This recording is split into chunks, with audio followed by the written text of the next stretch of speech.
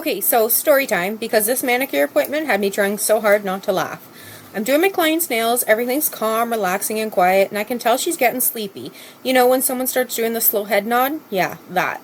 Next thing I know, she fully falls asleep in the chair. And then out of nowhere, she startles herself awake, like she just missed the bus or fell off a cliff in a dream. Full body twitch. I swear, we both pretended it didn't happen for a second, but honestly, I love it. I love it when clients fall asleep during appointments. To me, that means I'm doing my job right. They feel comfortable, relaxed, safe, and cozy enough to shut their brains off for a little while.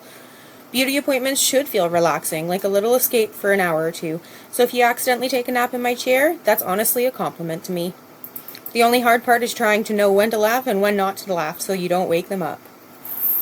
At this point, my appointments are basically beauty services and optional nap sessions. If you wake yourself up mid-appointment, just know that means you are extra relaxed, and I take it as a compliment.